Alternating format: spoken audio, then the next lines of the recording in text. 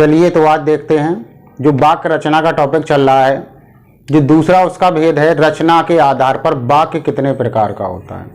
रचना के आधार पर वाक्य कितने प्रकार का होता है, तो रचना के आधार पर हम पढ़ेंगे वाक्य 3 प्रकार का होता है।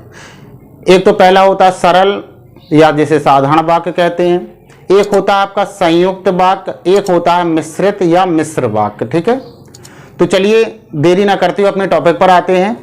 पहला वाक्य है आपका सरल या साधारण वाक्य किसे कहते हैं। ठीक है, देखिए जिस वाक्य में केवल एक ही उद्देश्य का मतलब कर्ता और एक ही विधेय होता है। इससे पहले वीडियो में मैंने आपको समझाया उद्देश्य और विधेय के बारे में। तो जिस वाक्य में एक ही उद्देश्य हो यानी कर्ता हो और एक ही विधेय हो, क्या हो, और एक ही विधेय हो। ठीक है, ये शर्त होती है इसकी कि जिस वाक्य में केवल एक ही उद्देश्य और एक ही विधेय होता है उसे हम कौन सा वाक्य कहेंगे, सरल या फिर साधारण वाक्य कहेंगे। ठीक है, सरल वाक्य कहेंगे या फिर साधारण वाक्य कहेंगे।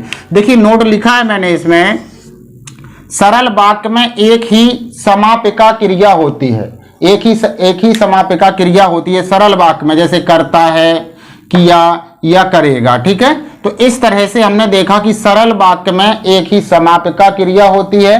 तो सरल वाक्य को कैसे जाना हमने, देखिए सरल वाक्य वह होता है जिसमें एक ही उद्देश्य और एक ही विधेय होता है और एक ही समापिका क्रिया भी होती है।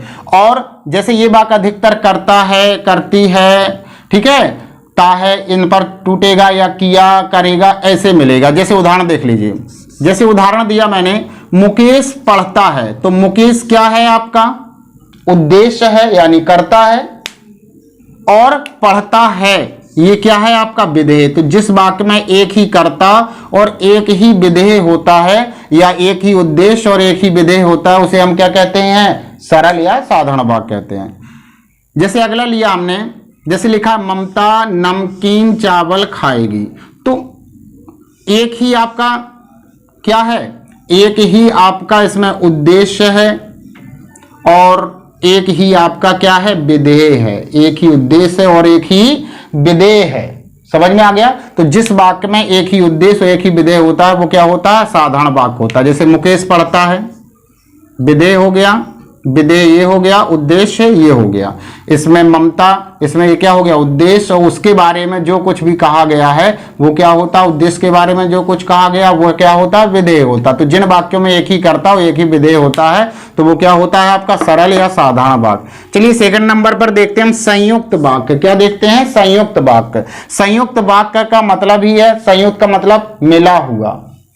तो जिन वाक्यों में 2 या 2 से अधिक सरल वाक्य, जो वाक्य 2 या 2 से अधिक सरल वाक्य योजकों, कौन कौन योजकों का मतलब जुड़े होते हैं। देखिए संयुक्त वाक्य में होगा 2 वाक्य सम्मिलित होंगे और दोनों वाक्यों के बीच में जो कुछ चिन्ह हैं ये आपको पहचानने के उद्देश्य से मैंने कुछ चिन्ह दिए हैं, जैसे और, एवं, तथा, या, अथवा, इसलिए या इसीलिए, अतः, फिर भी, तो, नहीं तो, किंतु, परंतु, लेकिन, पर आदि से जुड़े रहते हैं। देखिए जो 2 वाक्य 2 या 2 से अधिक सरल वाक्यों से जुड़े रहते हैं लेकिन उनके बीच में ये योजक चिन्ह आएंगे, जोड़ने वाले चिन्ह होंगे कुछ। ठीक है, ये जोड़ने वाले कुछ शब्द होंगे, उसे हम क्या कहते हैं, संयुक्त वाक्य। क्या कहते हैं, संयुक्त वाक्य। जैसे प्रिय बोलो पर असत्य नहीं, प्रिय बोलो पर असत्य नहीं। तो प्रिय बोलो एक वाक्य ये हो गया और असत्य नहीं एक वाक्य हो गया, लेकिन जुड़ क्या गया, योजक क्या हो गया इसमें, पर। तो 2 वाक्यों के बीच में क्या किसने जोड़ा रखा है उसे, 2 वाक्यों को, पर ने। ठीक है, इसके बाद वह गया और मैं आया, और, तो और इसमें अभी पढ़ा था हमने और। ठीक है, तो वह गया और मैं आया, तो 2 वाक्य हैं, 2 वाक्यों को योजक के रूप में कौन जोड़े रखे हैं, और। तो ये पहचान है आपकी। इसके बाद नेक्स्ट जो हमने अगला उदाहरण है, ठंडी हवा चल रही थी, एक वाक्य हो गया, इसीलिए मैं जल्दी ना उठ सका। तो एक वाक्य हो गया मैं जल्दी ना उठ सका, एक हो गया ठंडी हवा चल रही थी, और ये इसीलिए जो है ये क्या हो गया आपका, योजक का काम कर रहा है। किसका काम कर रहा है बेटा? योजक का काम कर रहा है। ठीक है, इतना समझ में आ गया। तो योजक चिन्ह जो आपके योजक शब्द जो हैं इनको आप थोड़ा कंठस्थ कर लें, एक आध बार पढ़ लें तो बस सीधा याद रखना है कि सरल वाक्य या साधारण वाक्य में क्या होता है, एक उद्देश्य होता है, एक विधेय होता है और एक ही समापिका क्रिया होती है। और इन वाक्यों में दो सरल वाक्यों को मिलाकर के ही क्या बनता है आपका, या दो से अधिक भी सरल वाक्यों को मिलाकर के क्या बनता है आपका, संयुक्त वाक्य बनता है।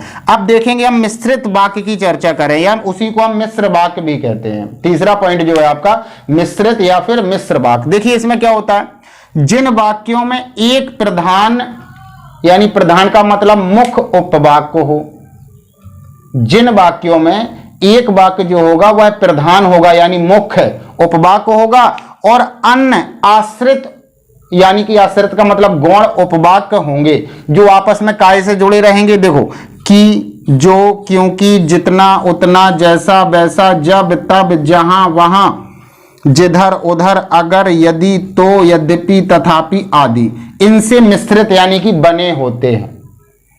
आपको ज्यादा से ज्यादा इन पर ज्यादा फोकस करना है, इन चीजों पर। ठीक है, ये इन चीजों पर ज्यादा फोकस करना है आपको। ये शब्द अच्छे से एक दो बार रिपीट कर लीजिए। सरल वाक्य में तो कुछ नहीं है, एक ही सरल वाक्य जो होता है उसमें एक ही उद्देश्य होता है, एक ही विधेय होता है। ठीक है, और जुड़ने वाला कोई है ही नहीं, एक समापिका क्रिया होती है। अब संयुक्त वाक्य चलेंगे, उसमें दो या दो से अधिक भी वाक्य हो सकते हैं, लेकिन उनको बीच में जोड़ने वाले जो शब्द होते हैं इनको आप एक बार, दो बार, तीन बार पढ़ लीजिएगा। ठीक है, तो समझ में आ जाएगा और अच्छे से। अब देखिए जिसमें मिश्रित वाक्य में क्या होता है, एक वाक्य जो होता है, इन वाक्यों में क्या हो, एक वाक्य जो होता है वह प्रमुख या प्रधान, जिसे मुख्य कहते हैं, होता है, और दूसरा जो वाक्य होगा वो गौण होगा, उस पर आश्रित होगा। कहने का तात्पर्य, गौण का मतलब क्या हो गया, उस पर आश्रित उपवाक्य होगा। और किन शब्दों से जुड़ा रहता है आपस में, जो, कि, क्योंकि, जितना, उतना, जैसा, वैसा, जब, तब, जहां, वहां, जिधर, उधर, अगर, यदि, तो, यद्यपि और तथापि आदि, इनसे जुड़ा होता है। जैसे मैं जानता हूं, यहां तक एक वाक्य हो गया। कि, देखो की लिखा था ना सबसे शुरू में, कि तुम्हारे अक्षर अच्छे नहीं बनते। मैं जानता हूं कि तुम्हारे अक्षर अच्छे नहीं बनते। की जुड़ गया ना, तो की किसमें है आपका, इसमें तो कहीं देखने को नहीं मिलेगा आपको संयुक्त वाक्य में, किसमें, मिश्रित या मिश्र वाक्य में। ठीक है, इसके बाद सेकंड उदाहरण लिया है, मेहनत करोगे।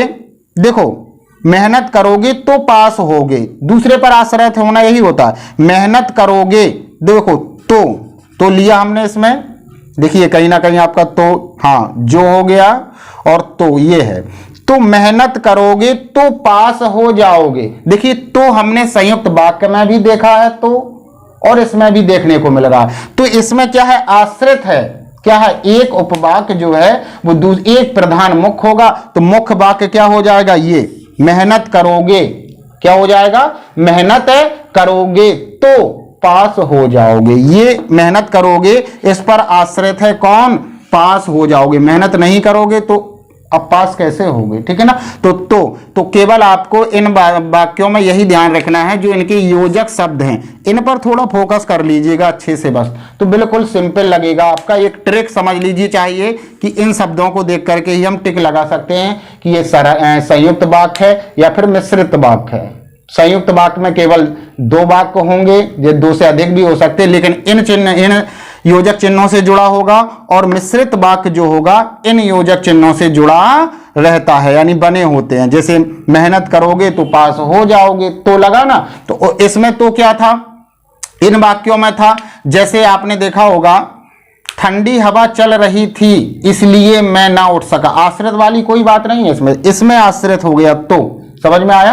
तो आशा करता हूं कि वीडियो आपको पसंद आया होगा। अगर पसंद आया है तो लाइक सब्सक्राइब जरूर करें, और अगर चैनल पर नए हैं तो चैनल को सब्सक्राइब करें और बेल आइकन दबाएं, जिससे कि मैं जब भी कोई वीडियो डालूं तो तुरंत सबसे पहले आपके पास पहुंच जाए। अगले वीडियो में पुनः मिलते हैं, तब तक के लिए जय हिंद, वंदे मातरम।